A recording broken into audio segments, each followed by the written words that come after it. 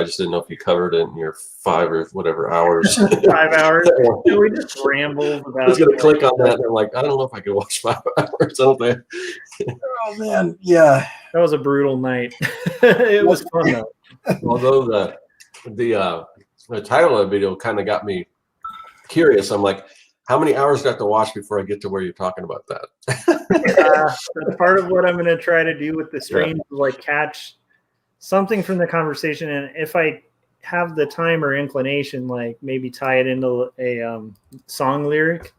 Let's see here. 48-hour art check is going live right now with Scott and Corey and me. Yeah, so John. I don't know with that. I was on there for 4 hours. Yeah. And part of it was like we were breaking down Ayn Rand, and part of it was like talking about cheese. I think we probably spent a good 45 minutes talking about cheese. Like the following day, we kind of spent like a good 20 minutes talking about cheese. So, well, it's interesting because I was watching the views, and it looked like he had a decent amount of views. But when it was live, at least the one that I saw when it was live, there were only a few people watching live. So people are watching it recorded, which is interesting because it seems like that kind of video, to me anyway, would be something more that you would want to go on live and just kind of hang out while you're drawing. I guess you could do that recording, because sometimes people watch and they're not interacting anyway. So, but I was like, oh, that's kind of a cool, like if you're an artist and you're working, you just want somebody to hang out with, just turn it on. Yeah, but, right? Yeah, but it's cool that you're getting views after the fact. Yeah, that's my hope, man. I mean, we'll see, but I'm hoping it'll kind of be a snowball where people will watch it after the fact and kind of feel like they're missing out on the hangout, and then, or they'll want to chime in, and then they'll be like, God, I got to catch this the next time. I don't know. We'll see. Yeah. It may not work, but let's see. So the hundreds, and I'm sorry, I have one more to share, and then we are good to go. I'll play a video while you're sharing that so that nobody's bored. Oh yeah, that's a good idea. This one, you can all watch me inking one of my patches. But yeah, so Frank is wondering why Josh is black and white and cut in half, and that's actually what we're going to talk about today. I love it.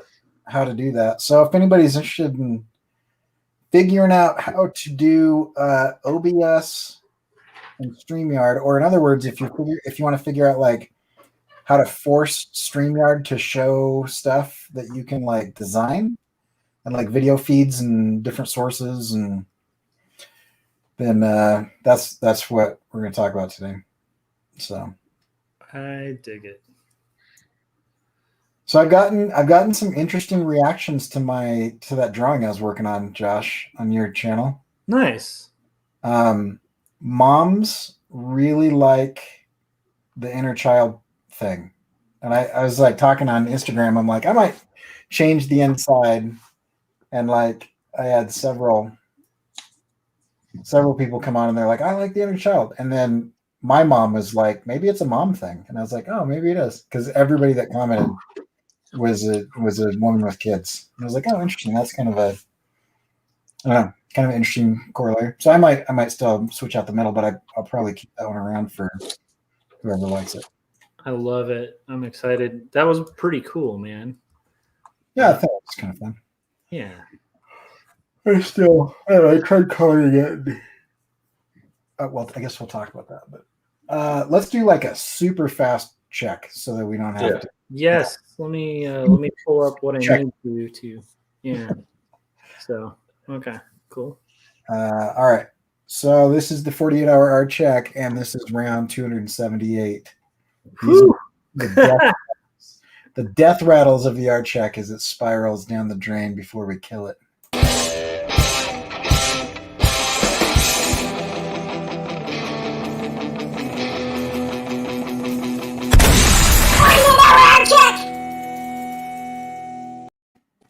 Okay, here's the question. If the art check goes away, does that animation go away, or can you repurpose that with a different logo for something else? I could repurpose it, but I don't know. I have a bunch of defunct animations that never get used. I've got I haven't done an an Indiemation conversation for a long time. That's true. But you're doing the thing with Jim, so it's kind of like. Yeah, but this is like one of my favorite animations I've ever done. Yeah, I like it. And Sure. and I never get to use it. Yeah, so there's this one that I really like, but we've moved on. And I did do one for the breaking the chains, but that's a different animation. And then I have the Illotalk one that I haven't done the Illotalk one ever, which is something I'm probably going to get back into at some point. I don't even have that loaded in StreamYard.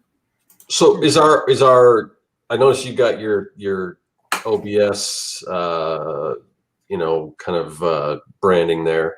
If you go through OBS, does that mean the StreamYard branding goes off with our names, or did you click that off? I didn't turn it off, but it still can be on. Banners or brand.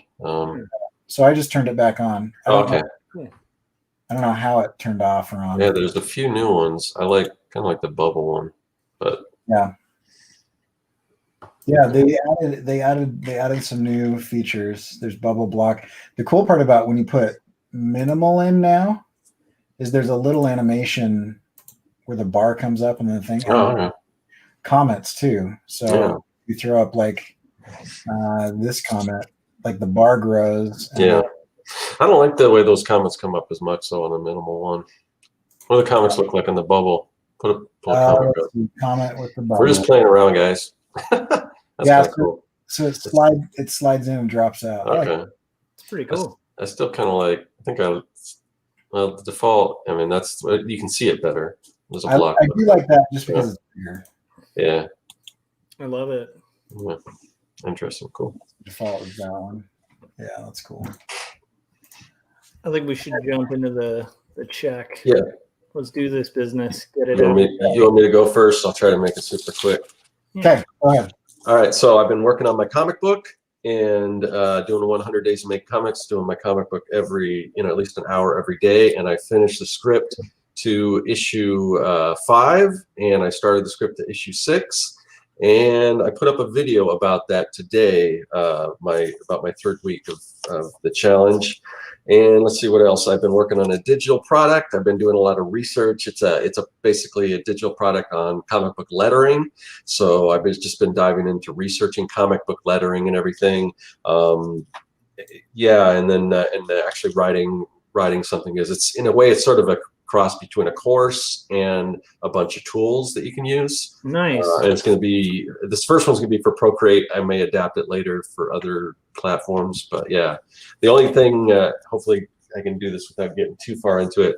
The only thing I'm really worried about, because I got all this different research stuff I've researched, like I've got all these different books, on whatever on lettering, and I've got tons of books and stuff on lettering, and I'm trying to take the best of each one and change it to what I'm doing, because I'm just really nervous about like what happened to Jake Parker with his book, where he maybe borrowed a little too much. So I'm trying to make sure, if it's in this book and it's also in this book, then it's pretty common knowledge, and it's nothing that's specific to one person's idea. But that's kind of I guess I should have brought that up in challenges, but maybe I can skip my challenges because that's kind of it. So that's one of the tough ones with research and stuff, is like walking that fine line. Yeah. Like, you need to do proper research, but you also like have to really walk that tightrope and make sure you're not, plagiarizing. Right. Yeah. Cool.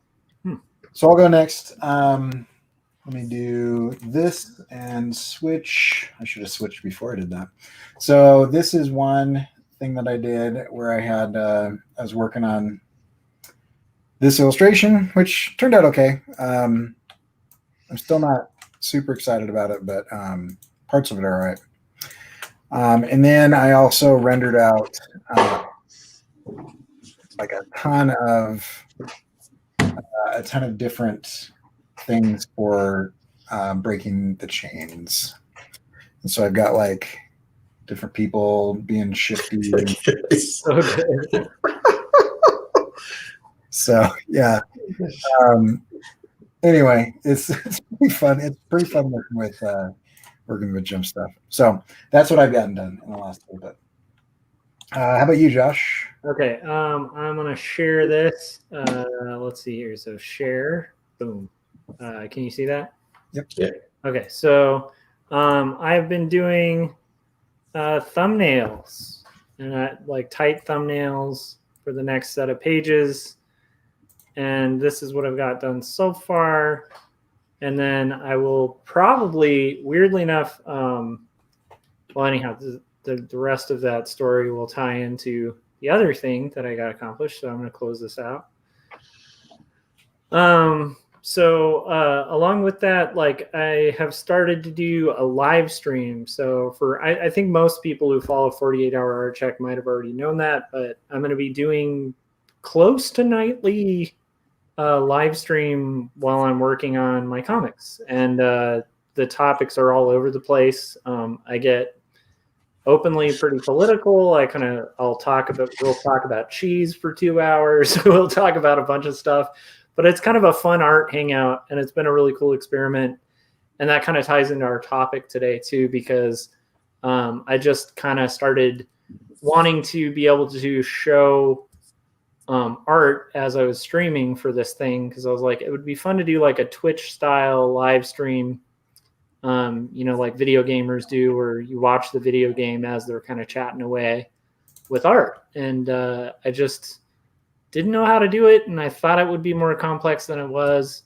I asked Corey because I didn't want to buy like a webcam because I'm on a budget, and I was just like, hey, can I use my phone? Like that's how the whole thing started, was like, can I use my phone and OBS as a camera? And he was like, yes.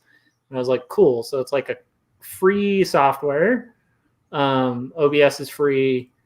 The phone, you usually already have a phone. And so it was like, I don't know, just sounded like a lot of fun to do. So I have been doing that. And you make me sound so much better in that comment than I actually was, because my real answer was yes, and buy all of these products and software, because I'm super excited about it. But there is so much more you can do with OBS, and Corey can take it to like total levels that I'm still not quite there. Although after playing with it, it's kind of similar to, and this is one thing, I don't know, we'll probably get into it, but it's like one of the cool things about learning new software is you need to get into it and play with it a bit. And then when you watch a tutorial, you'll understand and be able to kind of follow along.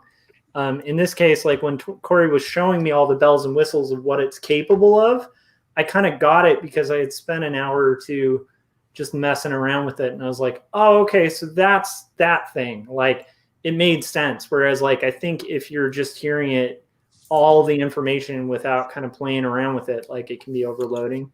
So anyhow, it was really cool. And I'm excited about it. And I definitely want to kind of build like a bit of a hangout culture in my, on my YouTube channel. And so this is the part that kind of ties into the thumbnails. I am, I would be usually during the 48 Hour Art Check be using that time to also work on my thumbnails. And that is not going to happen today because a bunch of chaos came up. And so I might end up having to do a live stream after this stream. That sounds like a challenge. Yeah, it's kind of nuts. But yeah, I think I might have to actually end up doing that because I still need to do my thumbnails. But right now I'm working on some client artwork that I would have been working on had chaos not erupted. So I just want to point out how well Scott and I did at going fast and how poorly. I am very bad at going fast, and I think that's one of the reasons why the live stream format works for me too. Is like I am a talkative, rambly person, and I will follow tangents all over the place. And so I think like having a live stream that'll hang in through my whole rambliness. Yeah, that's. I'll work on that, Frank. Yeah. All right, so really fast. Let's do challenges and plans at the same time. Yes. Okay, go ahead, Scott.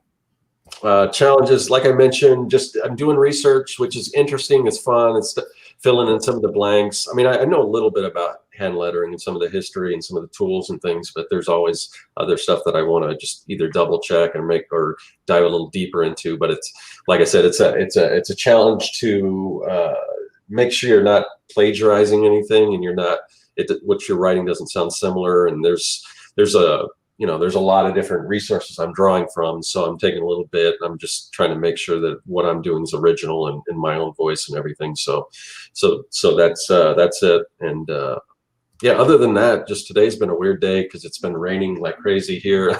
I never even got a shower. Usually I get a shower even though I work at home. I always get a shower. I go jogging, and just didn't have a chance to do that because it's been raining. So I just been sitting here. You guys, I didn't even remember what day it was or what time it was. And then you're like, you guys want to do art check? I'm like, oh man, it's like Monday. It's almost 10 o'clock.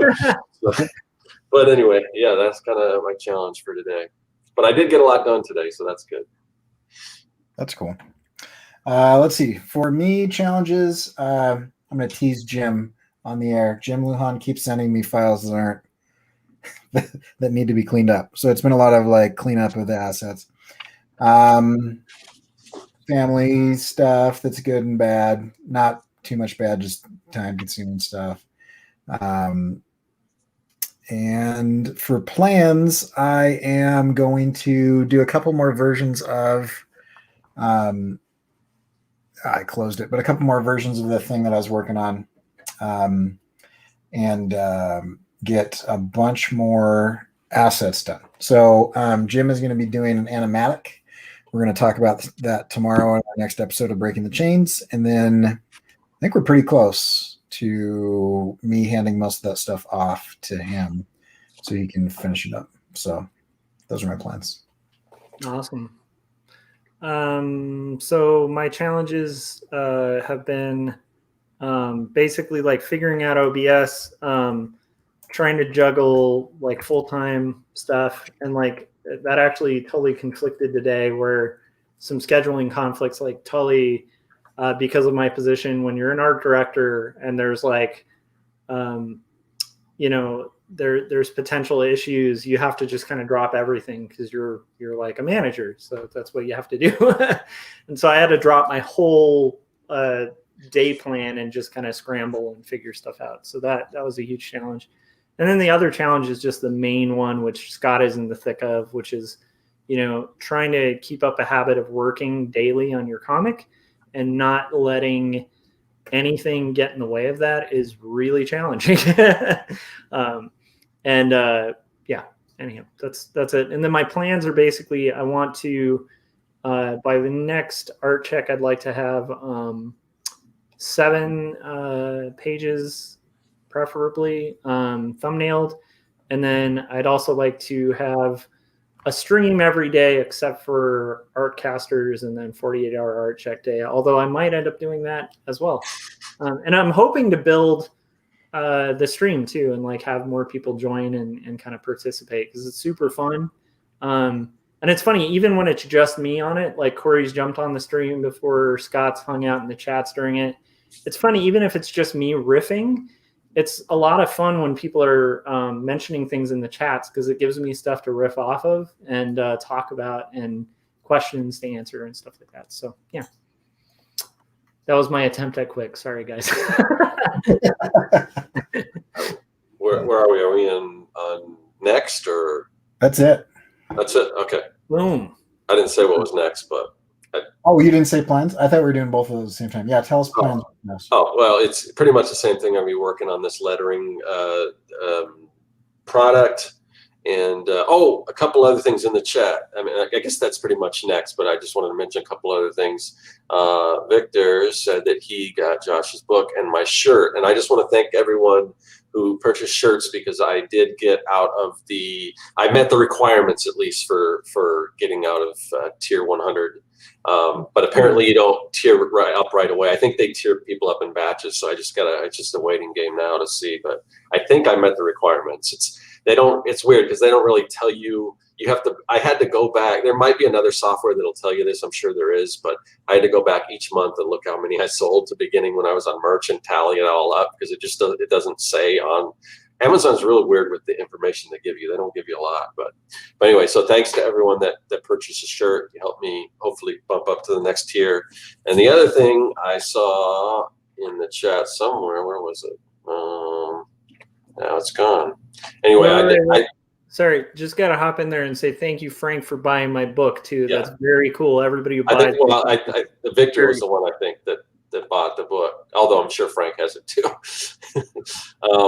And then I saw Chris Calgua in the chat, and I just want to say, Chris, if you're still watching, I sent you a couple messages on Patreon. This is yours. I did this. You won this sketch card. So on Patreon, send me your email, or just email me, send me your address, or email me your address or whatever, so I can send that out to you. Is that Kermit from the Christmas Carol? Yeah, I was doing Christmas sketches, and that's what Chris requested. So that is brilliant.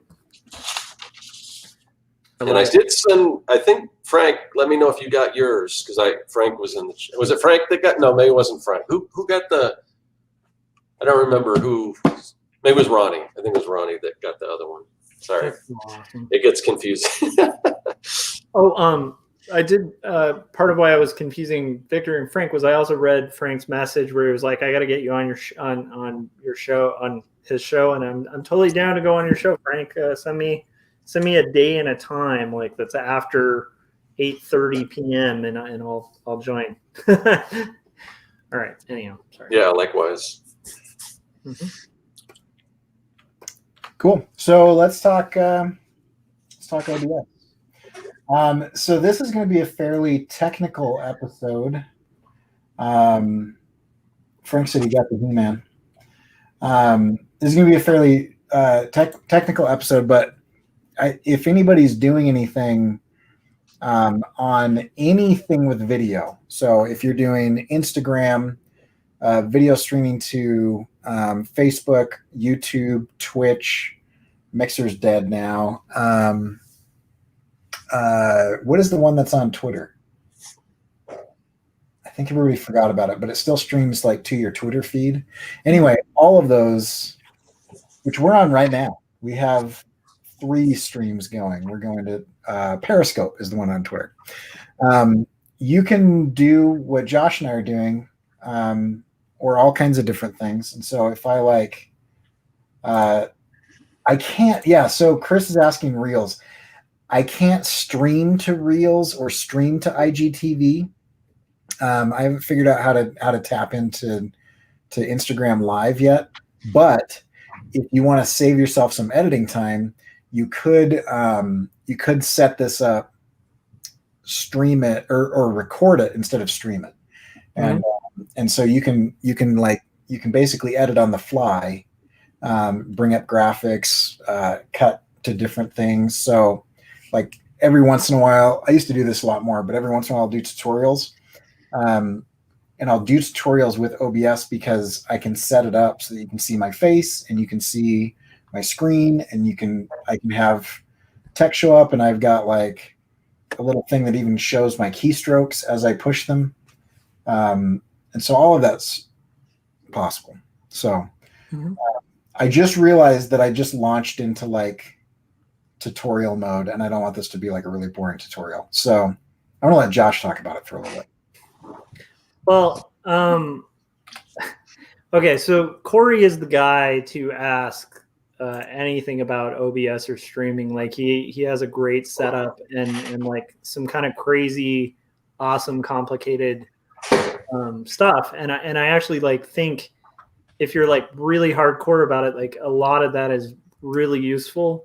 And I mean, there's things like, he has like this thing called an Elgato that, you can like program macros on and stuff. And actually a lot of what he's using, like when I was very briefly looking into OBS, is like pretty, like it's high end, but it's also pretty standard fare for like game streams. And I think for streaming, like gamers have been streaming for years. And so they're kind of more in touch with this whole thing whereas like a lot of us are just kind of figuring it out. So yeah, most of the equipment that I've found and used has been gaming forums and people talking about that type of stuff. Yeah. But the one thing I'd say that like might demystify it, because when Corey would talk about it, Corey's been like preaching OBS to us for like years, and one of the things that made me hesitate was a similar thing to like what made me hesitate when I was hearing about After Effects, which also Corey talks about a lot, and it's a great program. It's partially because like I'm just a personality that I'm so stubborn. I tend to want to discover things myself in a weird way, and then I also get really intimidated with like what seems like something very hard to do. But for some reason, a couple days ago, I just kind of got over my worry about it, and I was also just doing it because I was on the road driving to work, and I used to do these vlogs like on my channel, and I was much more active on my channel outside of just the 2 streams like that I do with you, Corey, and Scott, and I was missing having that avenue like of just a vlog to be able to kind of talk to people and stuff like that. But I was realizing like I can't spend the time editing the vlogs because I need to be making comics. And one of the things I love about like Artcasters as well as the 48-hour art check that makes it doable is like it's possible to work right while we're doing this stuff. So it's like you don't pay like this massive penalty for doing it.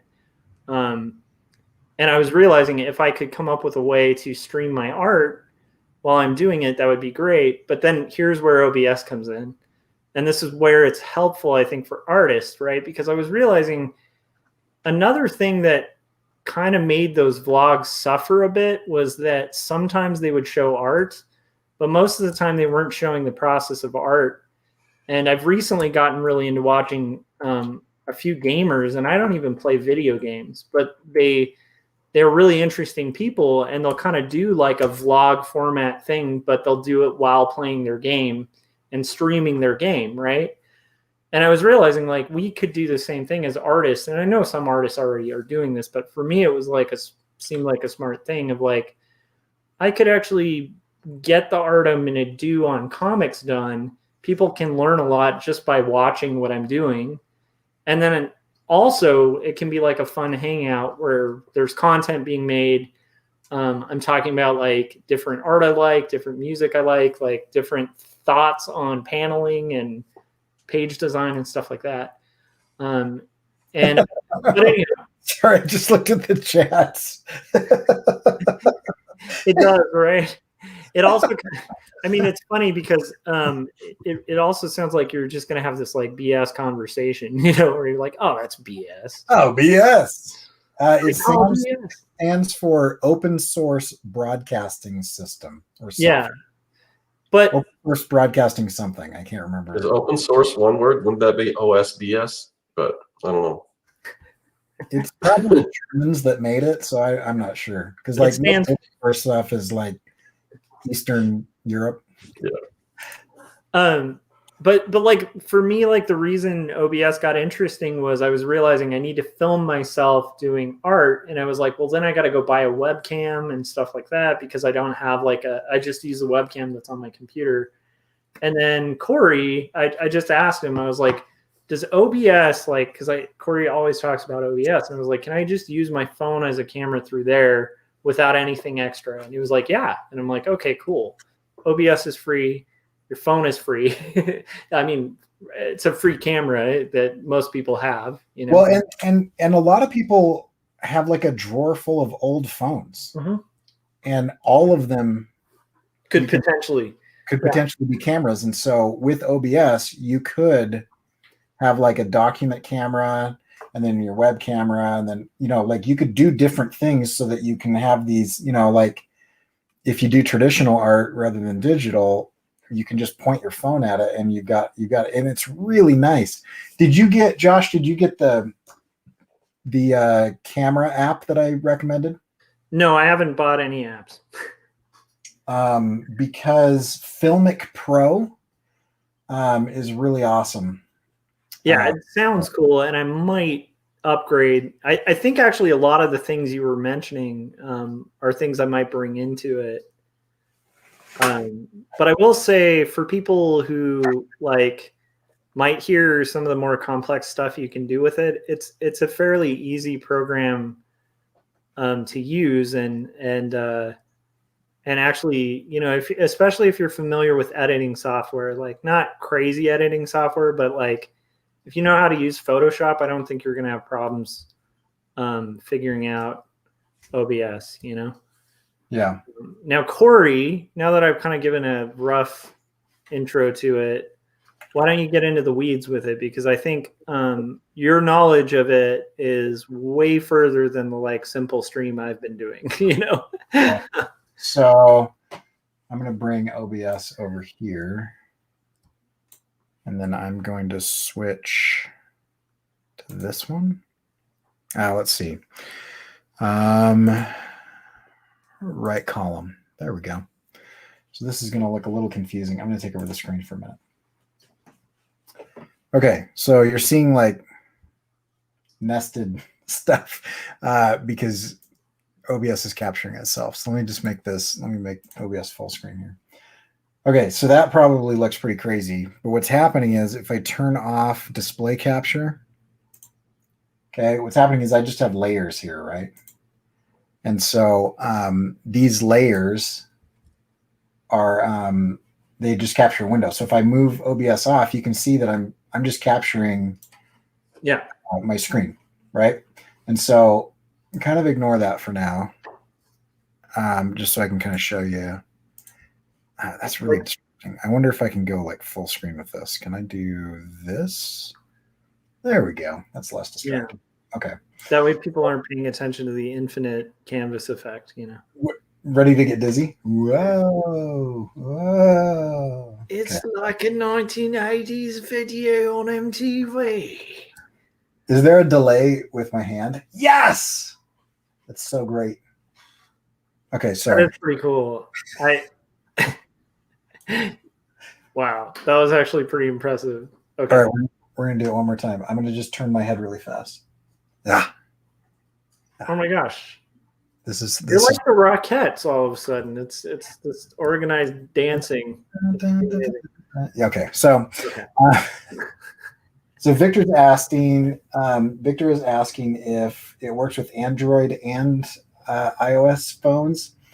I can only confirm Apple phones because that's the only thing I've had. It's like that weird vision Ray had in The Last Jedi, which still I don't understand.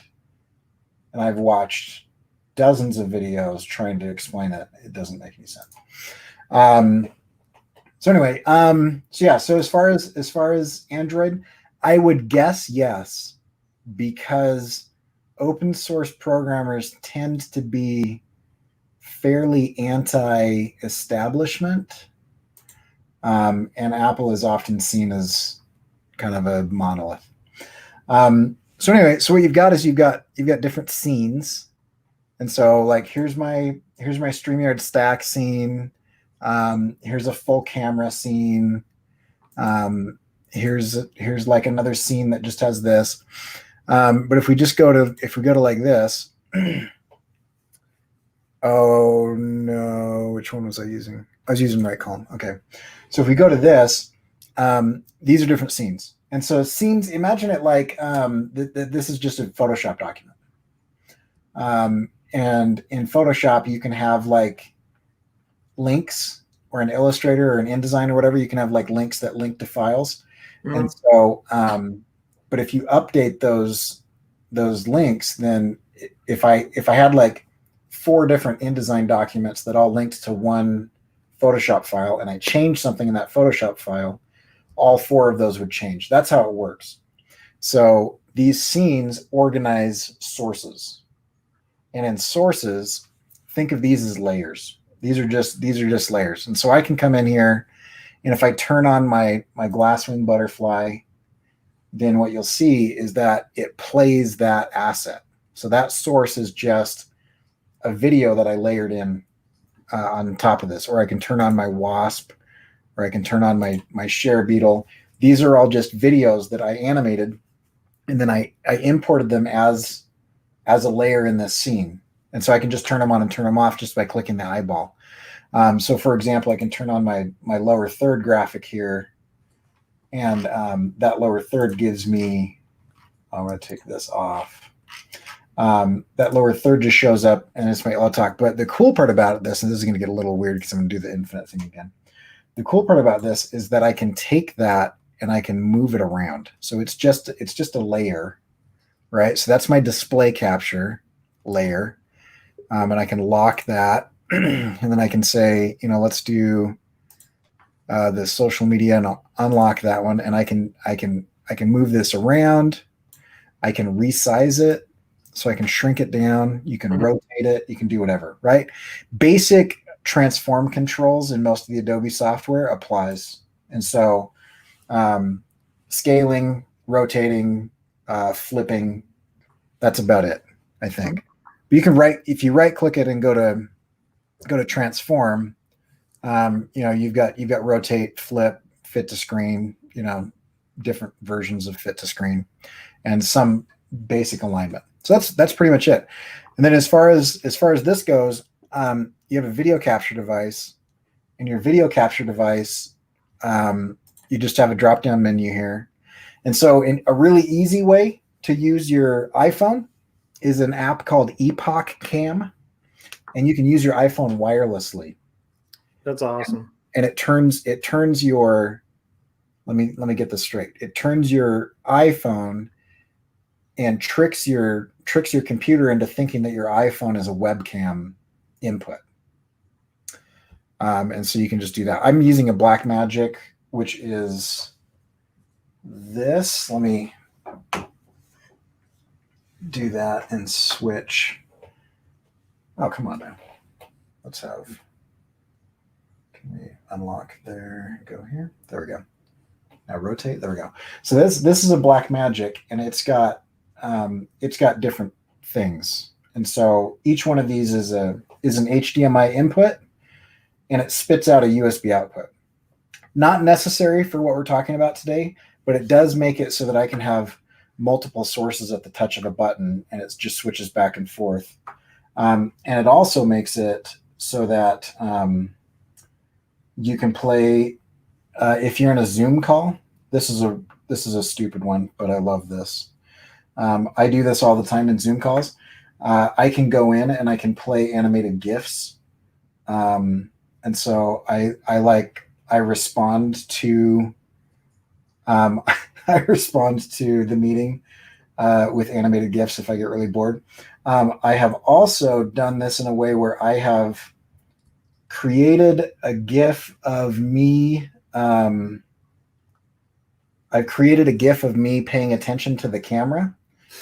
Oops. And so I just turn that on, and it looks like I'm paying attention. Then I can listen to the meeting and get up and walk around and not have to sit there for 8 hours.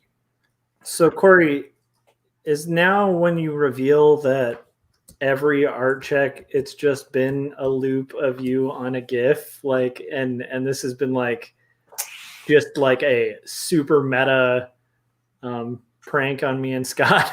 This is probably a good time to reveal the fact that I'm not real. I'm actually AI. I'm just a self-loathing AI. That's why I talk about AI all the time. So You're anyway, just trying to get people used to the idea. You're like, there's going to be a time. I just want you to know when AI takes over. Right. I saw you should be prepared for it. You thought I was threatening, but really I was warning. Just greasing the wheels. So these are all the different sources. Let me turn off my third social off so you can see this. So if you hit the plus button at the bottom of any of these windows, it brings up what you can add. And so the plus button over in your scenes will add a new scene. The plus button in your sources, you have all of these different options. That's awesome. If I wanted to, audio input, which is one of the ones that I have, and that captures my microphone. But I can also audio output capture. And so anything that my speaker is saying, I can capture that. So if you're doing, like, that's for gaming, right? If you're listening to the game on your headphones, you can capture your headphones and put it into the stream. That's so cool. Will you guys watch the chat? Because there's like 6 comments that I can't look at right now, and tell me if I should respond to them. Browser is cool because you can do something like this. So I can add like CoreyKerr.com as a browser, and it goes to my website and grabs it and just puts it up on the screen. And this is a good example of a filter. So you have these buttons up here, and I have a scroll filter on right now. And if I turn the scroll filter off, it just shows my website. But if I turn it on, it scrolls, and I can edit how it scrolls. So I can have it put that to 0, and then I can have it scroll sideways, like really fast. Or I can have it scroll the other direction, or I can have it scroll diagonally. Or I can put this back to 0 and it'll scroll vertically. And so, and all of these, you can just turn them on or off. And so this is where Josh and I have been making ourselves black and white, is you can add a LUT, chroma key, color correction, color key, crop, blah, blah, blah, right? All this different stuff, masking and all kinds of stuff. So if you go color correction, and I'll just call this black and white. And you can just turn your saturation down. I can't see because your window's over it. Oh, yes. Dang, that whole time. That's bad. Well, it's okay. Actually, I think the last one we missed was the color correction. Okay, hold on. Let me just turn this. Let's take this source here. And I want to leave it up so that we can see what we're doing. But I'm going to shrink it down, because it's got just bounding boxes. And I'll just put it over me because we don't need to see me right now. I tried to shrink mine and it distorted it. Didn't. So I don't know what I was doing wrong. If you hold Control, no. Okay. Hold on, Control. No. Shift. Alt. Okay, so Alt crops it, and Shift. Yeah, Shift distorts it. But okay. Scott, I think you've got the older version, so it might be. Oh, that's right. I got to update. Okay. Yeah, so you might have the version where you have to hold Shift to constrain the proportions rather than the opposite of that. Okay. So anyway, so now that I've got this, I can click on filters over here. Filters, where's that? So it's at, well, yours is going to look different because it's. I might have to rewatch this. Yeah. So, but if I highlight a source, then I can click filters, and when I click filters, then it comes up with this window. And if I move it really quickly, we get that ripple effect again. So then I can come in and I can hit like black and white. And this is I can like oversaturate stuff or undersaturate, or I can do like a little bit of a saturate and then a hue shift. You can do opacity. It doesn't have like blending, like multiply and, screen and stuff like that. And if you don't like it, you can just hit defaults and it'll take it back to normal. But what I like to do is I'm going to take this off, turn scroll back on. And the scroll is just like, I can come in and you can adjust the speed. You can do this or whatever, right? So each layer has filters and properties. If you hit properties, it depends on what type of source you have. But for this one, because this is a URL, it's a website, I tell it how big I want it in pixels. So I can go in and I can say, I want you to capture, like if I went in and said, just capture 600 pixels tall, what it would do is it shrinks it down so it only captures 600 pixels. So I'm going to bring it back to what I had before, 2000, because I like how that looked. It goes back up and then re-grabs it. So I'll just have to do this down. So that's kind of like how you can add a source. And again, the sources, it's really distracting sharing the window that I'm using to show this. So audio capture, audio output capture, browser, which we just did, color source, which is just like a color. Display capture is what I use to grab a window. And so if I go display capture, I can come in here, and then you choose if you've got more than one monitor, you choose which display you're outputting on, and then anything on that will show up. And that's actually, for the people who have been around for a while, that's how I used to do art check. Is I would have Scott and Josh on a Google Hangout, and I would capture that window, and then I would put myself on there through my webcam. So that's that. Yeah, I love it. Yeah, and then you've got images, you've got slideshows. You can do text. So like I can come in here on like this one, and I can turn on this text, and you can have it scroll, you can have it be bigger or smaller. So you can build little things like I have on my right column thing here. I've got one where, let's see, get rid of that. Yes, I do wish to delete that. I thought I had it in here. I don't think I have it, though. Anyway, I've got them where you can build them like, oh, here's like a lower scroll. So you can see how the edges like fade out and fade in.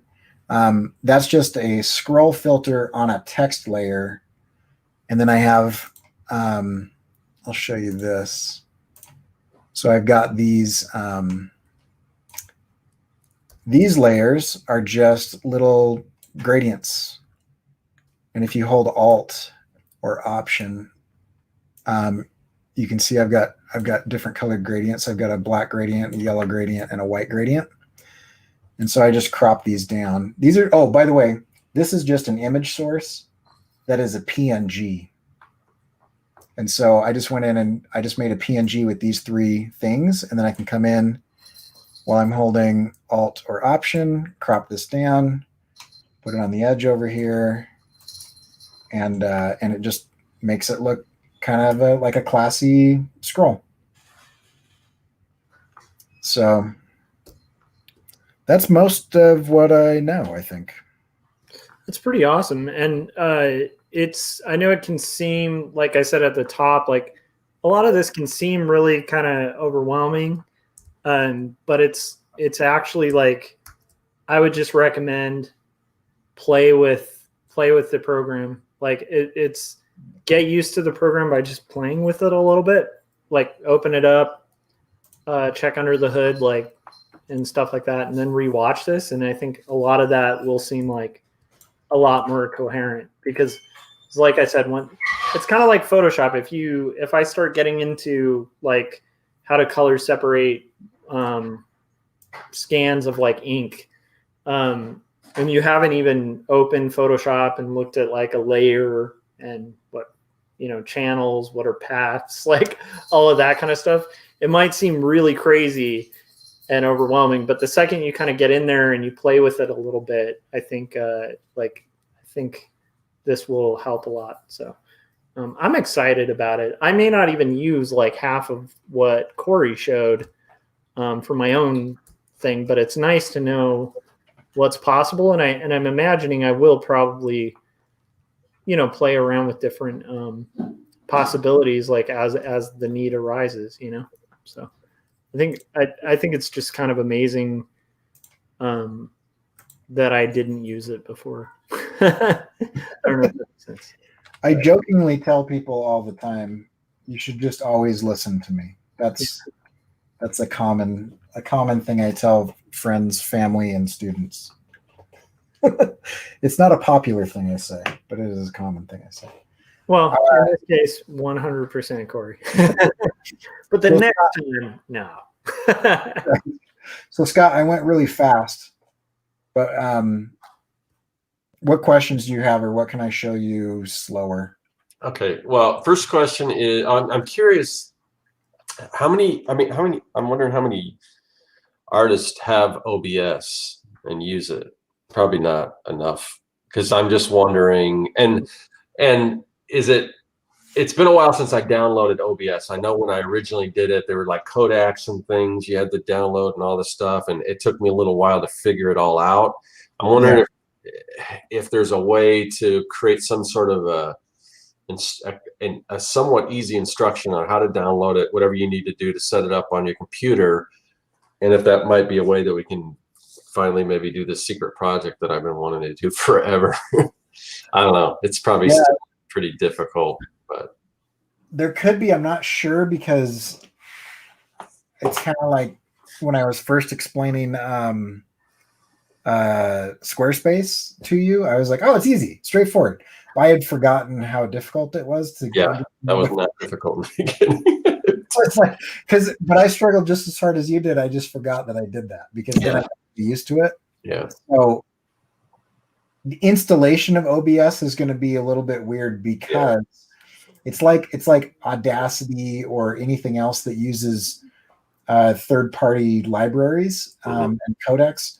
They don't have the license to package that, and so they can only tell you where to go get it. Right. And I don't remember doing that. Yeah.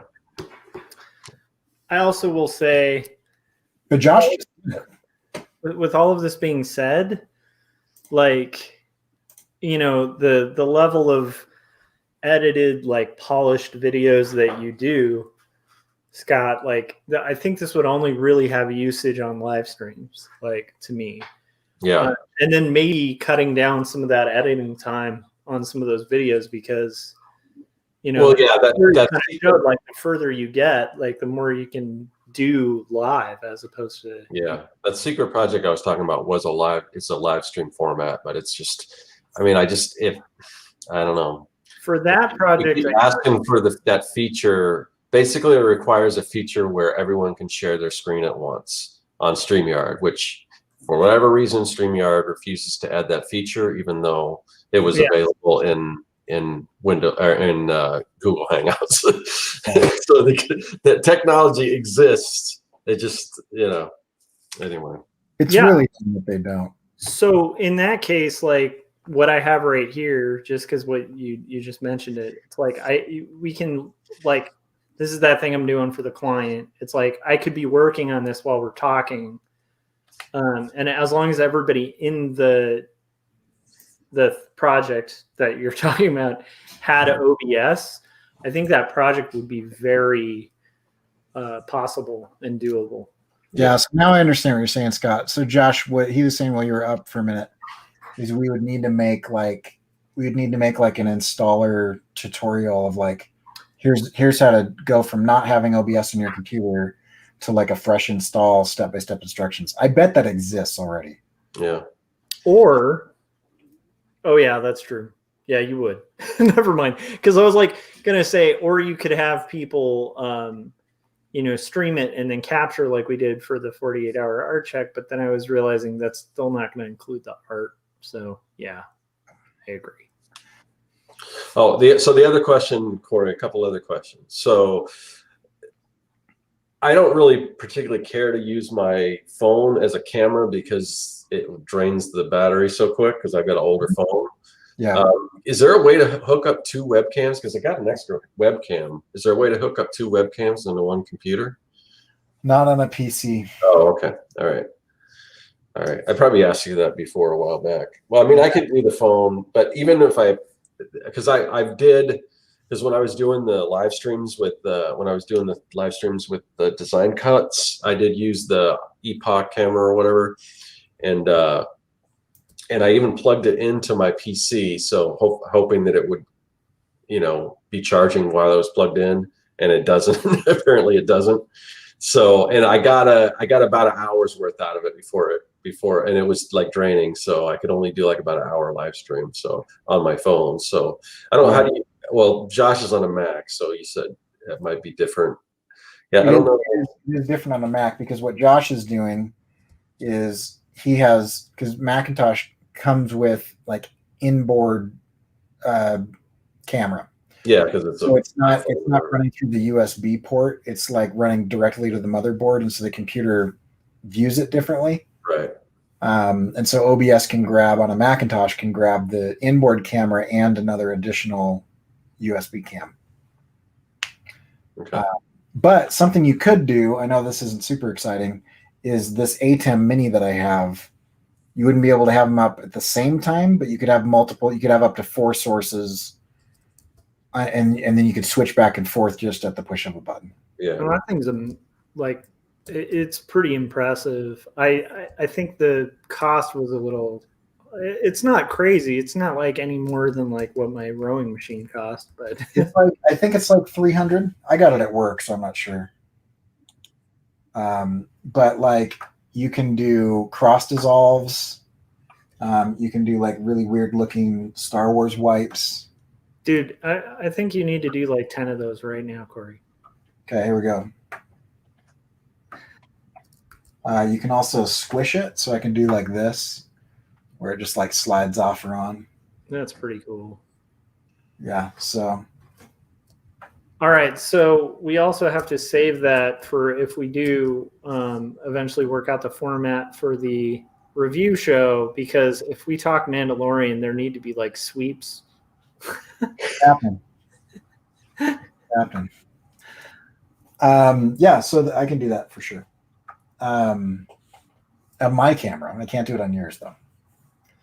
Oh, no. I could. Okay, so here's where it gets a little bit wonky, but you could totally do this. I could have a laptop or an iPad and be talking to you on like a Hangout or a FaceTime or something like that, and pipe that in through my ATEM and as a source, and then I could wipe for you. But it would all be in the one thing. Anyway. So you can run DVD players, laptops, iPads, phones, cameras, anything that outputs HDMI. Yeah. So anyway, so Scott, I think this is the main thing that I think would solve all of the problems for the secret project, except just an easy install thing, which I think could just be a video. But Josh, when you installed it, when you installed OBS, that was, did you just install it this week? Yeah. Did you go through all the weird like codec stuff, or is that just a PC thing? I don't even know what that is. Okay. Well, here's the other thing. A lot of artists are on the Mac, so if it's easy on the Mac, that eliminates some of the problem. It may not be easy though, because it did take hours. You know, so I think it depends on what you define as easy. Because to me, it was easy because it's a new program, and playing with it for like 2 or 3 hours, I could figure it out. But did it take hours to learn it or hours to install it? It took like 15 minutes to install, but I do remember there was some stuff I had to fill out in the install process, but it wasn't that crazy. I wonder if I could. But it was just like boxes you have to tick, you know, like where you're like, oh, I want it like for this usage, or I don't know. I wonder if I could just like start reaching out to artists that I know and see how many of them already have OBS and use it, you know, and get a decent idea who could do it to begin with, and then come up with some kind of a, you know. Yeah, I mean, I selfishly would love to see that happen because it's just a cool idea. And it sucks that it's such a good idea that it's like we just can't talk about it publicly because it's too good. But it's a cool. And in all this time, no one's done it. So yeah, I have a weird question for both of you guys, like in the sense of, as I'm on my like 3rd stream, and I am suddenly growing kind of interested again in growing my YouTube following with, you know, the time that I have that I can invest, right? So do you guys have any tips on like content engagement? Do you think it's good to keep it kind of loose and sort of formless in a sense of it being like a community hangout? Any tips, any suggestions? I think maybe the community element can make it grow, because I've seen what's happened with like Marshall's kind of community that he built over on that AAA creators or whatever. But as a general rule, I don't know if that super long form content works to build a channel. I mean, one of the things I always get is that, that I ramble too much or that I don't get to the point or whatever. So, I mean, so I don't know. It's hard to say. Yeah. But it's better. It's got to be better than when you were doing nothing, Yeah, I mean, my thought is at least this is something I could maintain that's daily, and also honestly, it's adding 5 or 10 minutes to something I'm already doing. Yeah. So and feasibly, like I mean, realistically, like to get my book done in the time frame I want, it's like I'm gonna have to do the 365 days of making comics, So it might be good in that sense too, but I don't know. Well, I probably will too. I mean, I won't be able to finish the book in the 100 days. That's for sure. Right. Not in an hour a day. Yeah. I watched your video on the script. Like you gave tips for people, which I thought was really smart for like how to format your script. And I like that you were honest about it too, because I've actually had clients. This is back when I used to do paid comics and stuff, which I don't anymore, but I have had clients and publishers actually ask, like, is this the right format for like a comic script? And it's like, I'm glad you did mention, like, there really is no, like, there's no, it's not quite like like for a screenplay, there's like a very specific format you need to go with. And for like novels and all of that. But with comics, it's like so much of the Wild West in those cases. So I thought that was cool. But anyhow, yeah, I also I just can't. I also like the fact that you mentioned what I think is really important with the hundreds, which is that like 30 minutes, it's a good starting point, but that's not like, it's just not going to do it. So an hour is a good, I don't know. I feel like the longer that period is every day, it's like the more realistic it is, to what it takes to make these things. So anyhow, I was glad to hear you talk about that. Oh, here, there's a question here from Frank. Here, let me see if I can do a screen share real quick. What do I have to do to screen share? Oh, that's not it. I screw everything up. What did I do here? I don't know what I'm doing. How do I screen share? What are you trying to screen share? I'm trying to screen share my screen. What do I have to hit? I forget. Oh, you go to share screen at the bottom. Oh, yeah. Well, here. Okay. So Frank said, tell us where to get the comic book world builder. Yeah. So I just wanted to show, because I'm excited about this, because once again, it's been a little while, but once again, the amazing comic book world builder is trending on the front page of Design Cuts. So that means it's selling. So, and it's selling at full price. So that's good. Last time it was trending, it was half off. So that's kind of cool. So hopefully, cool. Hopefully that'll be a good a paycheck from Design Cuts this month, because I could use it. So, how do I get out of here? All right, you guys. So it is trending and it is worth getting. So go forth and get it. Help Scott stay on that front page. Did Corey jump off, or did I kick him off? Because I've been punching buttons. What happened to Corey? You might have kicked off Corey. I have no idea. I kicked off Corey. I don't know. I didn't know I could kick off people. I thought I could only kick off myself. I'm gonna add. Hopefully he knows if he's kicked off. Hopefully he knows it, because he might still be talking. I don't know. Well, he would be able to hear us. This is why I don't want to use OBS and all this, because I mess things up. I kind of feel like so I just texted Corey. He might have actually gotten booted off or something too. Yeah, I mean, like the thing is, like I had nerves about that too, and one of the things I've realized, at least with the way I'm going to approach the stream, is like, because it's nerve-wracking, just going live with like no one there. It's just nerve-wracking, because it's like when we do Artcasters, I feel kind of like I have a support, because I'm like, hey, if I'm okay, cool, there we go, there's Corey.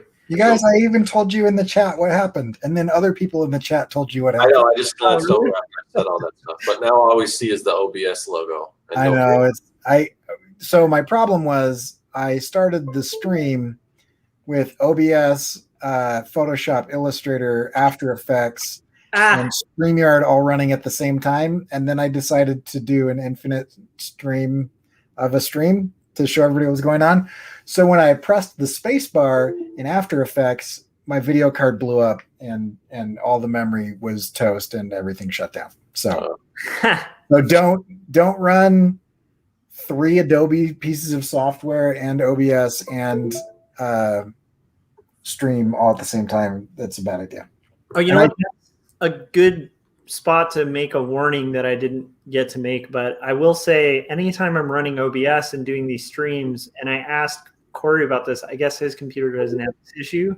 I did read online that it's very common. Your fan at least on my Mac, has just like lost its mind.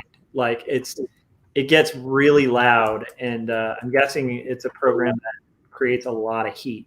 It is, yeah. It's a very processor intense program. I'm going to see if I can open up what I was working on and hope that it's saved so I didn't lose an hour of work. Oh, no. But if I did, that happens. It seems like lately Adobe products have been good about when your computer crashes, saving at a decent point. I don't know. At least Chris says Corey is no longer a living GIF. He is now a static symbol. like That's what really happened. You guys were starting a conspiracy theory. The artist Corey's sentient robot nature, and that's part of it. It's like anytime he gets booted off, or like the computer freezes, it's just a glitch in Corey, not in his computer. He just ceases to be human for a second. I am the computer. No, there's no. Dang it. Well, that's frustrating. Okay. Start that over. All of the cursed words. Oh, that's so. It happens. This is the weird. It's my own dumb fault. I don't know why pressing the space bar like pre-renders stuff when I'm already doing so much on my video card. I should have known that, because that has happened to me multiple times before. So I need to leave a note, like a little post-it note next to my camera that says, "Don't be an idiot and try to render things while you're live streaming." It's probably too long for that. That still sucks, though. Oh, man. Start over. Yay. So OBS, it's good. Just don't render videos while you're doing OBS. Yeah, I'd like to say that I did that on purpose to show you. Yeah. Like I always tell everybody, like find the outer limit, find the edge of the envelope. And for my computer, which is a pretty intense computer with like, I can't remember if it has 32 or 64 gigs of RAM, but it's like a lot, and a pretty decent processor. The edge is doing 5 programs at the same time that are all using the video card. So, oh man, it's just annoying. All right, anyway. Well, I think that was really informative, Scott. Was that informative at all to you? Do you because I really want to reiterate too that like prior to doing the live stream myself, had I heard what Corey just went over, I would have been really intimidated. But yeah, I've used OBS. I have to upgrade. I have to upgrade it because I'm sure it won't take me long to figure it out. But I just got to get the latest version. So I use OBS for certain things. I use it when I do my own live streams. Although it's I use it for different things. But mostly just I have to record. Like sometimes somebody will have a question with one of my products, and it's easier for me rather than typing it, just film something and do a voiceover. So usually I'll use it for that, or screen capturing or whatever. But yeah, I know it has a lot more. There's a lot more you can do with it, so I just got to upgrade it. Yeah. The problem is that you're one of those guys that just has so much extra time on your hands. Yeah. Because I mean, that's the thing is like it's always one of those opportunity costs where it's like, do I want to like invest the time on this thing that it may pay off? Yeah. You know, Yeah. because I mean, I think the secret idea that you've got, the secret project that we've been talking about for years, I think it would take off, but I don't think it would take off day one. Yeah, No. I think it would be a lot. The other question I have about that is if that should be like a separate channel or if it should be on my channel. I think you should do it. You should brand it as its own thing. That's a tough question. I would ask the chat. Well, they don't know what it is, but just assume, chat, that it's something that people would really dig. It's not a CircWorks thing, but No. it is something that multiple artists would be on, and you'd watch them do stuff, and it would be fun and entertaining. But it's not like a CircWorks branded thing, even though Scott's going to be on every episode. Are you going to host it? Yeah, I would probably. Yeah, I would probably want to host it, I guess. Yeah, I mean. Sorry, I hope I'm not giving away more than you want to give away, but yeah. So that's if there were a Scott Circland hosted show that had artists, does that make sense on Scott's current YouTube channel or as a separate thing? Here's some pros and cons while we're waiting for the chat. Gary said, what? Yeah, here's an idea. Can I give you an idea real quick and hold that thought, Corey? Yeah. I wonder if I could do it like a spinoff.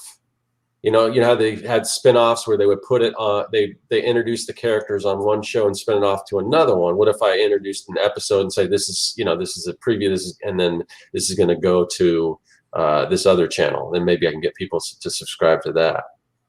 I am mixed about it because the other thing is you have a relatively decent following on YouTube that would take quite a while for you to rebuild right on a brand new channel. But, and I have seen artists, I don't want to name names because we know an artist who's like a very big name who went to a separate channel and has like a big following there, but it's like an eighth of what they had. And I always feel like the best step might be just to, I don't know. I mean, I'm not a social media expert. Obviously, I only have like, I'm not even at 1,000 subscribers yet, but it's like, I would also think like that would be a huge advantage to your channel because especially if you're going to make time to make that content or something. But I agree in the sense of like, it's not really on brand. I don't know if it's necessarily not on brand. It could definitely be a CircWorks Presents thing. I don't see that. I'm just wondering how it could be on your putting it channel. on my channel is going just to split it off more. And the other thing I'm worried about is that if it becomes big and if it's on my channel, then that's the only thing people are going to want to see. And then I don't know. There's a couple different things. The other thing is, if you're starting a new channel, see, I'm kind of the opinion that for whatever reason, YouTube is just determined that my content isn't worth promoting or growing, but maybe with something else they might, because this is something different. Let's see if we show this to people and maybe people like it. Whereas if I put it on mine, it's like, oh, this guy again, we're not going to show you any of his stuff. I don't know. I would say, well, anyhow, on the branding front, like the one way to really tie it together would be, and actually I think it would fit with what we're talking about. And, but I would wear your brand, like wear the lab coat when you're doing it, because it would fit thematically too. And actually, I don't know if it blew up and that's what your channel was known for. Like, I guess that's a good problem to have, right? That's another problem that I have, because in this, where I'm filming right now, I cannot, no matter what I do, I can't get that lighting right. Although the stuff that Corey was showing me with the little sliders, I wonder if it's not a matter of getting the lighting right. I wonder if I could tweak stuff with the saturation stuff. Yeah. Because I've tried to do, I mean, I spend like hours trying to set it up and I can get it okay, but then I've got to create. The problem is anytime I put a backdrop up here, it somehow disrupts all the lighting, and it just creates this shadow. And there's not. I mean, I've tried everything trying to get decent lighting in here. Because you have that green screen, right? Yeah, but you have to light that green screen perfect in order for it to look right. You know, I mean. Well, you can also crop down, so it depends on how you do it. So, like, if I were to, let me show you really fast. If I were to go like this, let's see if I can kill my computer again. I can come in here. Let's do full screen. Oh, they're okay. The people are trying to guess the secret project. Right. Yeah, a few people thought maybe it's a beauty channel, Scott. Yeah, you guys are all no one's got it. It's called Scott's Beauty Channel. Who dis? Right? No. Okay, so if I have a green screen like this, I can come in, video capture device, add a filter, add chroma key, and then select color, and I can get rid of any color. Where's the eyedropper? Pick screen color. Let's get rid of red. No, let's get rid of this dust color. Okay, now my face is going to go as well. And then you basically come in and you can slide this up or down and smooth it out. And so you really only need this, because after I get this the way that I want it, I'm going to come in and do pick screen color, and let's grab, oh, come on. We'll just do red like that. So that one book is going to disappear. Okay. So then I can come in, and on that source, I can crop it down. So if I just have the green screen lit okay around my head, then you can come in and just crop it down around your head like that. And then your source can be just like that. So you just crop out the parts of the screen. Oh, and that's probably all you would need for this show that I'm talking about. Exactly. But if you have a green jacket on whilst doing that, it would. Well, you can't have the green with the green screen. But not green with the green screen, but you could do a different color with the green screen. Where's my do this again? And I had a video.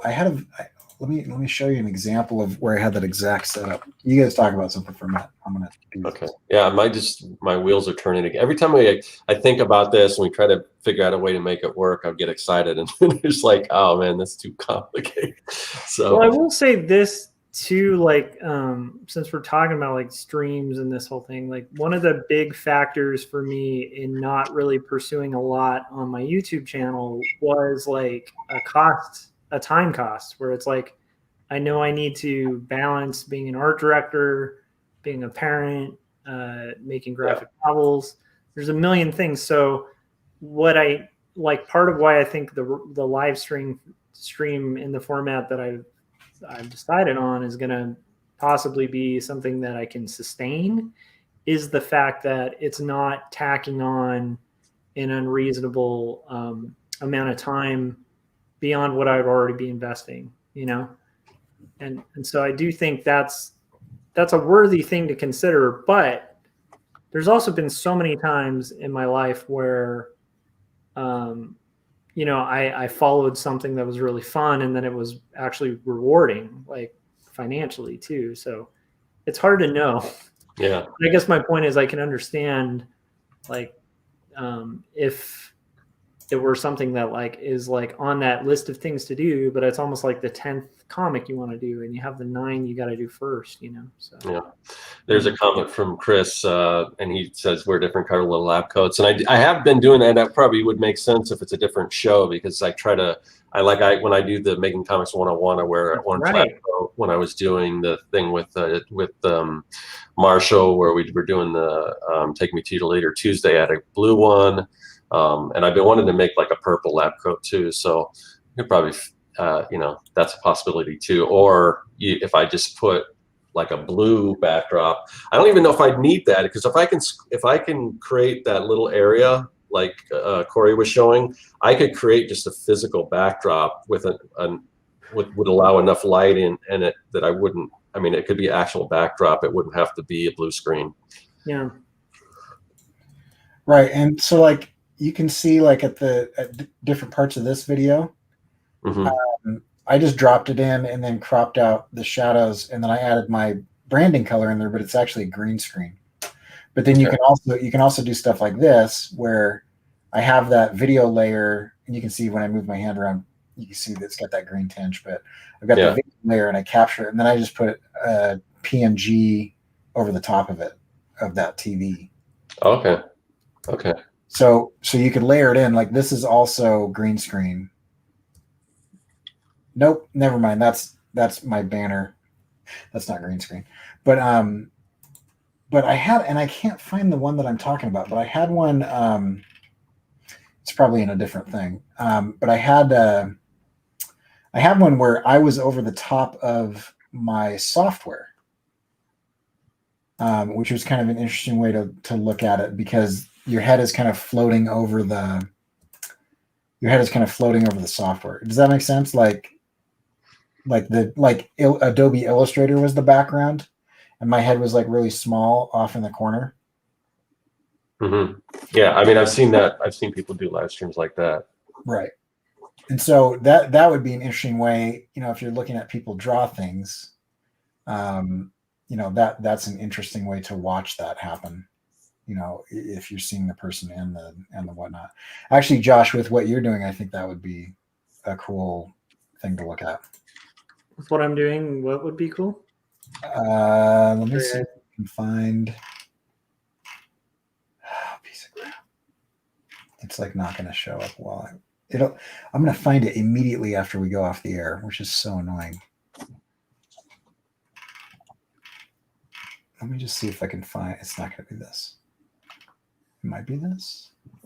I don't know. I'll find it. I know I was recently looking at one of them. Oh, I think I know what it is. Hold on. Is it this one? He says to himself as no one can see the screen. Yep, here's the one. Okay, so let me reshare my screen. Share screen. And that. So this is what I'm talking about. And one of the things, Scott, is if you make yourself small enough, like, you just lose a lot of the detail that gives it away that it's a green screen. Yeah. But Josh, this is what I'm talking about. If you had a setup like this with a little colored thing behind you, and you just make sure you don't wear that color, and it can't be like a skin tone, so you'd want to stay away from reds and oranges and yellows. Mm-hmm. Then you can drop yourself over the top of what it is that you're working on. Oh, I do like that idea. And I would actually have to just invest in a solid color behind me. Yeah, which could be a towel or. Yeah, no, I mean, I have seen it done. When Kevin lived here, he had like a little kind of ghetto rigged green screen that he had. So you can actually build your own, like, for pretty cheap, low cost and stuff. Yeah. It's something I'll consider. It's so funny. I'm a weird person when it comes to spending money. Like, even just to buy a webcam, I've avoided that like the plague. So, man, this whole video reminds me of back when I was trying on YouTube. Like, I had a really nice thumbnail. I had like all my lighting. And now I'm just going to live stream it because I don't have time to edit everything. I don't take the time to edit everything. But anyway. Yeah. But I definitely think the thing I like that I've been thinking about more and more is like trying to add value. And one of the things I like about like, I think the streaming format, especially when it's conversational, is it can be really added value, because we're artists and we're all kind of sitting around in our art studios. And I think like hearing a conversation or like hearing people talk shop and actually being able to see it in real time while they're talking shop, it's like, I do think there's an appeal for that. So I don't know. So I could be wrong. Some person has an interesting idea. I don't know if this is what they meant, but what it spurred with me is you could do a lot of your CircWorks branding and have it be animated rather than real. Yeah. You could put little animated test tubes that have a couple bubbles, and you could frame I mean, the whole thing could be framed like that way. Yeah, and this one, anyway, this one, it might even make sense to have a little bit of a different brand because of the nature of it. Right. I think it's a few ideas, but the problem is no matter what I do, because it's going to have guests on, the guests are just going to have their normal, studios or whatever they have behind them. Well, actually, most of it might just be their screens or their artwork, I think, probably. So it'd be great though if because of the nature of it, it would be great if it can be 2 cams where you have the guest's face and their art. Yeah.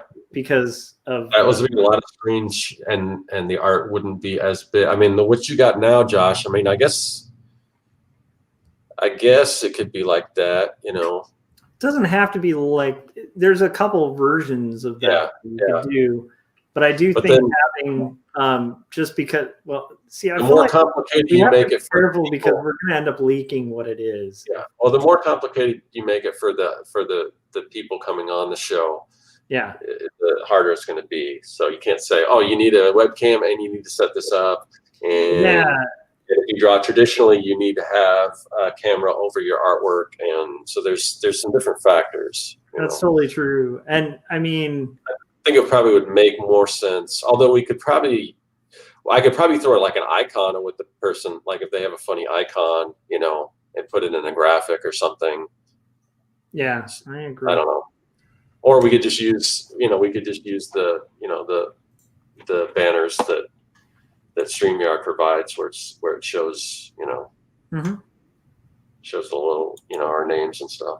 But also in StreamYard, you could just make a PNG that has, like, where everybody's going to be, and you make a PNG that has those things. Because like I had that, was that this one? Yeah, so I had that when I was doing doing this. The black is just a black PNG, and the yellow is where we would show up. And so you could just go in and add whatever branding you want just directly in StreamYard or in OBS. Yeah. Love it. Well, this has been informative, man. It makes me want to do a ton more, some of which I might, and some of which I might not. I just want to see more artists getting more attention. And if you can dress up your streams in an interesting way, I just feel like that helps. Oh yeah. So, but yeah. So anyway, so that's OBS. So just to recap, is you have to turn you can't on a PC at least in my PC, which is also Scott's PC. I can't run a webcam to 2 different sources. So like I can't have my webcam being accessed from StreamYard and from OBS at the same time. So the trick is turn your webcam off on StreamYard and switch it. So at the bottom, you have to switch it to, I'm going to do the infinite thing again. Computer, please don't crash. At the bottom here where it says cam mic, you click on that and you have your different options. One of them will be OBS virtual camera after you install that. So you choose OBS virtual camera, and then that will show up as an option in OBS. So then you can, after you turn it off and point to the OBS virtual camera, it will look like this. And then you go into OBS and you add your camera, your actual video camera, as one of the layers, and then you just press start, and it pipes it in. So that's because you can't have it going to both places, and that's why when everything died, I looked like this. Okay, I see. I just wanted to bring up the as far as the Beekman's Lab, definitely inspired by Beekman's World and also Mystery Science Theater. Both Beekman and Dr. Forrester both had the green lab coat, so that's kind of where I got that from. So yeah, and a little bit of Willy Wonka and a little bit of 90s Nickelodeon. So I love it. I think it's great, and I still want to see you do the full claymation intro. yeah, I still have in my garage. I've got a sculpture of a volcano because the underground layer was. I was going to have this flying scene where you're going to fly in and you go in through the volcano, all that. But the problem is, it's cool, but I sometimes I wonder if the little intro I have is too much. Too much, Is yeah. any reason for somebody to click off? Like they would probably stay on long enough to see that the first time, but then after that they'd be like, okay, I've seen this intro before. So. Yeah, I guess like thinking about like that, like so I think of like Pee-wee's Playhouse as like this intro that when I was younger, I was just like, I would literally watch, like I would want to watch the intro, and I'd stick around and watch the intro, and then like tune out like halfway through the show because I'm just like, meh. Yeah. But that claymation was so cool. You know? Another good show. I don't know if you guys have seen the Weird Al show. I think it only ran for a season, but man, that show's great. There might be some episodes online. I'm not sure, but yeah, that's that show and the set design in that. It's very kind of Pee-wee's Playhouse. I think I even like the aesthetic better. It's a little more mad sciencey and you know, awesome. But yeah, that was a really great show. There was a show on Public Hamster, right? What's that? Harvey the Wonder Hamster? Yeah, Harvey the Wonder Hamster. Yep. Yeah. There was a show on public access near here called Dumpster Piece Theater that would play. It was a public access show that would play like old B movies, and they had like puppets and like this whole set with like this crazy introduction and stuff. It was like just terrible like B movie thing. Yeah, when I first built the lab set and everything, my idea was I wanted to do puppets. I wanted to have an alien puppet, a zombie puppet, and a robot puppet. And but you know, it's a lot. I mean, if the channel would have blown up to the point where it was actually generated money and I could afford to. Scott, if your channel ever blows up to that extent, let me know and I'll just become a full-time puppeteer and on your show. I mean, I'd love to do all that stuff, you know. I don't know. At some point, maybe I need to look into. I don't know if there's something I can do to. Right now, it's kind of like I'm doing the 100 days videos, so good. And it's kind of my goal right now is just to keep putting out content, and I'm not spending as much time as I used to when I was doing the Making Comics 101 and all that stuff. But I just want to at least put out a video every week. But I still want to get back because I used to do videos. I still want to do more edited videos like the sticker videos and stuff like that and stuff I used to do. But I've just right now my goal is just to try to concentrate on all this other stuff and bring in some revenue while I'm continuing at least to put out videos and keep it so it's not losing subscribers or it's not losing views. And if I just keep kind of coasting the way I am, but if I really sat down and like, okay, I'm going to put together some great content and some stuff that's a little more, not as, I don't know, kind of the stuff that I do right now it's pretty much geared just towards comic artists, and it gets a little deep as far as the process and stuff like that. I think it's great though. Like I do. I mean, that's the kind of stuff I like to do, but anyway, so we'll see, you know. It's so hard to like for me that's I think for all of us that's the big struggle, you know. It's like Corey has this crazy awesome skill and knowledge with animation and like, you know, but it's like animation's so time consuming. It's like you have to kind of pick and choose between projects. There's so much we all want to do, and that is like half the battle, right? Is like picking like it's good to have the tools and the knowledge to know how to do it all, but it's like also really hard sometimes to parse. But I am glad, like personally, I'm glad to have found this like stream for myself because it's something that's kind of as doable as the commute videos I used to do. That was my other trick before. It was like I just didn't have a way to have the time to even shoot videos, you know. So I was like, oh, I'll just film in my car while I'm driving to work, you know. So this is a way around, I don't know, a way where I can still generate content and also not basically make that my full-time job, you know. That's the hard part. I miss the commuting videos. Those were fun. Yeah. So I kind of feel like the streams will hopefully fill that void for anyone who might care. Yeah. Cool. Yeah. So, Josh, I still want to hammer out the final details of your show idea and get going on that. So Yep. just throwing that out there. I do. And then Scott, we don't have to go any longer because we're already over 90 minutes, but two things to think about. One is long-term or short-term on the special idea. I think long-term, starting your own channel, a new channel is better. Okay. I say long-term because I think it can grow on its own, but I think you could promote it because there are ways to batch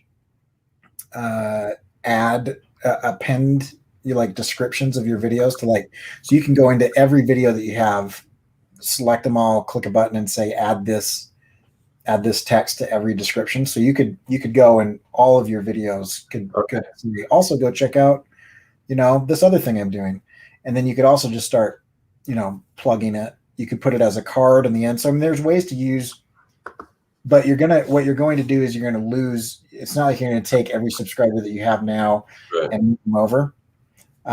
So it seems like it makes more sense to start it on your channel because then you have the power of your subscriber count right now. But I actually think you would get a more engaged audience if you started a new channel and then told people in the videos that you're making on your existing channel, hey, also I'm doing this, because then the only people that would show up to the new channel would be the ones that are actually listening to and engaging with you on your current videos, because it's not like all of your subscribers watch every one of your videos. Right. But the ones that do would be a better subscriber. You're looking at a higher value viewer who actually engages with stuff. Because I've seen like Philip DeFranco or whatever, they've got separate channels. Somebody like who's the guy that did Remind, Jason Brubaker. Mm-hmm. His email list, like he said, it's like super refined, and it's specifically super refined because he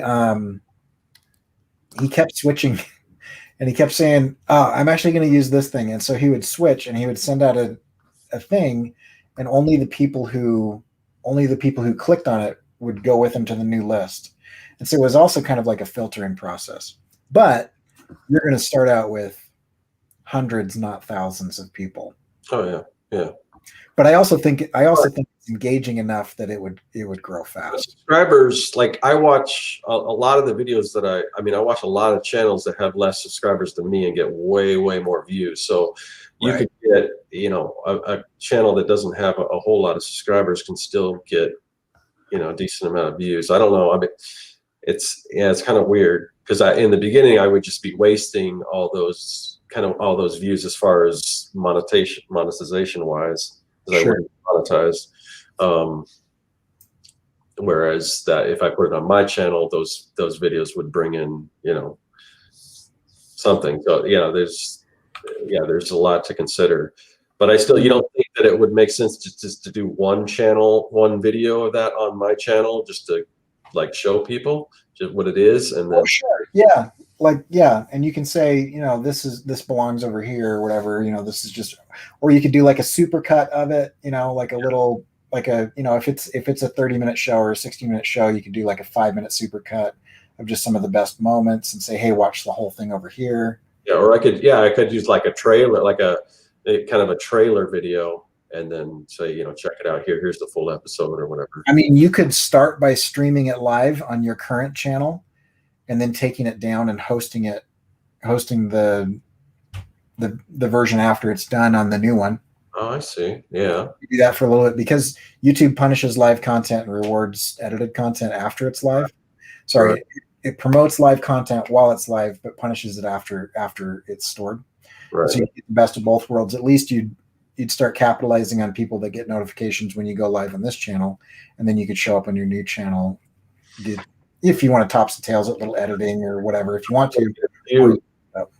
Yeah, I might be able to get some monetization off of it that way if I do it while it's live, and then kick it, and then but it won't be saved on this channel. It'll be on the other channel. That's another way to do it. This is all interesting stuff to think about. Fascinating. Yeah. I just think it's a great idea. Everyone I tell about it says that. So I don't even know when you told me about it. I think it was at your house, which had to be almost 3 years ago. Yeah. I've had this idea for a couple of years. So yeah, so because it was it was before I had Maddox, because it was when I was picking him up. Yeah. He's almost 2.5, almost 3. So anyway, those are my thoughts. And I mean, Frank's doing his on a new channel. Some people are saying you could do one or the other or whatever. I think conventional wisdom would say do it on your current channel. But I think if you go off of what everybody's saying about the YouTube algorithm, I would start a new channel and build it from there. Yeah. And then it's just because everybody, I mean, you could list all the people. You and I both watch all the stuff, but everybody out there says the biggest problem with my channel is that it's got a split focus. Yeah. Yeah. I do too many different things for anybody to really come in and understand who I am or what it is that they're going to get. Every time a video goes up, all the thousands of people that show up because they want tutorials, I'm sure that they tune out immediately when I do like an art check, because it's not what they're here for. They're here to like learn Illustrator. And I know I get about 3 subscribers a day, and my average views do not go up. Yeah. And I mean, each of my videos is still under 100 views, because most of my videos are conversations with my art friends. Mm-hmm. The videos that are driving the traffic are the tutorial videos. I've actually almost triggered on this several times and just split everything. And well, if it makes you feel any better, Corey, how many subscribers do you have on your YouTube channel? I will tell you right now. I have 3,680. Okay, I have about I'm closing in on 17,000, and I only get about, on average, maybe about 300 views. If you're getting 100, so that's what I'm talking about. I'm just gonna stay quiet. It's kind of my subscriber count's nothing. I know you guys, because I mean I've got way more subscribers than you guys, but really, I mean the balance just isn't there. That's what I'm talking about. So when I complain about YouTube and the algorithm and all that, that's what I'm talking about. No, and I get that. And the thing is, I just had a group of students do a big deep dive report on micro influencers, and you and I would both be considered micro influencers by any range of the definition. Right. And that's why I'm able to get some sponsorships, right? Because I'm technically a micro influencer. So you guys, sorry to cut in. I just want to say we're almost at 2 hours, and I am going to have to start a new comic page. So I'm probably going to be streaming after this. But if you guys want to keep going for another 2 hours, I'm here. I close it out, and then I just might also have to take a wee break. I might jump in for a few minutes again, like I did the other day, but not before that, where I'm here for 4.5 hours. Yeah, that's not going to be sustainable, because I just finished the client thing and sent it to him. So anyway, the last thing I was going to say about the micro influencer study that my students did, they actually, Frank is asking, how do I become a micro influencer? Look that question up, because there are great videos on how to approach companies and stuff like that. You have to have pretty good engagement and some followers. Like I think it's on Instagram, it's a minimum of 1,000 to be considered a micro influencer. But they'll look at your engagement and stuff like that. I've reached out to a couple companies and just said, hey, I love your stuff, and this is what I do, and whatever. And like the light that I'm using, I got anyway, stuff like that. What I was saying is, on every platform, whether it be YouTube, Instagram, Twitter, any platform that you've got. Twitter's a little bit different, but on every platform except for Twitter, as your subscriber or follower count goes up, your engagement rate drops every single time. And it's just because the people who find you when you have no one following you are going to be way more engaged and invested. And then as you grow, you start to get less hardcore friends and fans and followers. But it's interesting because micro influencers have a significantly higher engagement rate than macro influencers. Yeah. I mean, but it's a numbers game. If I've got 10 million people subscribed to me, I'm going to have tens of thousands of people watching my video, which is way more than I have now. But I have a better engagement rate now than that person would. Yeah, and what Frank's doing right now, he's absolutely doing the right thing for where he's at, because he's creating community. He's interacting with other people. People are finding him through other things because he's active. Right. I see Frank everywhere. So like all my friends cast and stuff. So he's able to kind of basically become part of that community and then start his own. So that's the way to do it. That's the way I started, because I got in on like the 100 Days of Making Comics early, when there was only like 2-3 people doing it. Yeah. And then the only reason I'm even on this cast is from being friends with people, because it's like I was friends with Kevin, and then Kevin introduced me to Jeff, and then Jeff introduced me to Scott, and I met Corey through Scott, and it's like it's just kind of natural, like the way that grows and stuff. It's fun. I was on Frank's show the other day. I would love to be on it. I have no problem with it. Frank, send us info. Send me and Scott info. We'll be on your show.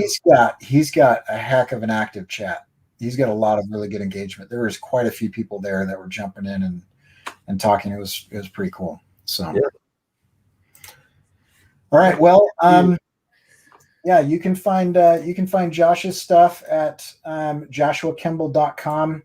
quarterlystories.com will bounce you somewhere. You can find Scott's stuff at circworks.com, and you can get his Amazon stuff right there, and you can follow him on Patreon right there.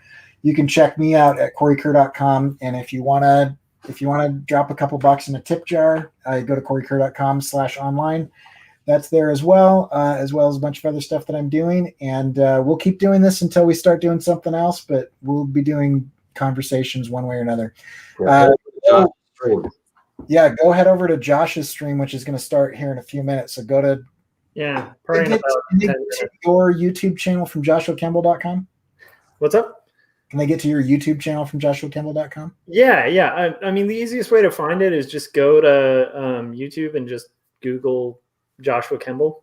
So, I mean, with KEMBLE, and we'll be continuing there in like 10 minutes.